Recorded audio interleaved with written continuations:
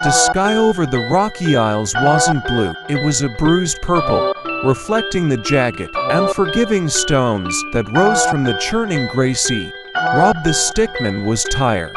He had spent days wandering the cliffs, searching for something, a sign of life, a way home, or maybe just a moment of peace. He didn't find peace. He found the Obsidian Shard.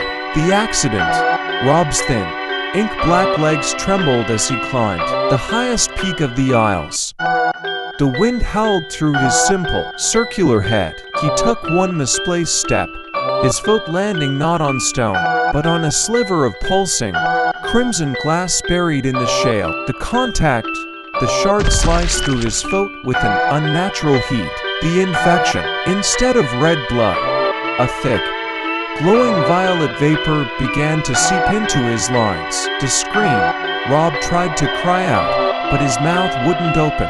His voice was being replaced by a low, rhythmic thrumming. The transformation wasn't a burst of power. It was a slow, agonizing rewrite of who he was. As he looked down at his hands, the simple lines began to sharpen and fray. The horns, two jagged, asymmetrical spikes tore upward from his head, weighing him down with the gravity, the thousand regrets. The wings, tattered, leathery membranes sprouted from his spine, heavy and useless for flight, dragging behind him like a funeral shroud.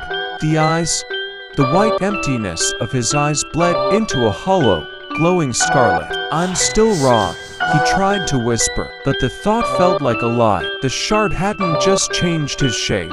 It had consumed his memories. The aftermath. Rob stood at the edge of the cliff, looking down at his reflection in a tide pool.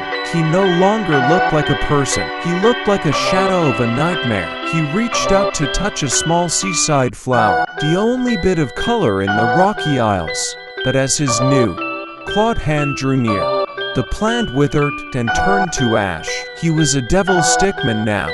He had all the power of the deep earth, but he could never hold anything fragile again without breaking it. The sun set behind the isles, leaving Rob alone in the dark, a king of a wasteland, mourning a man who used to have nothing but a name.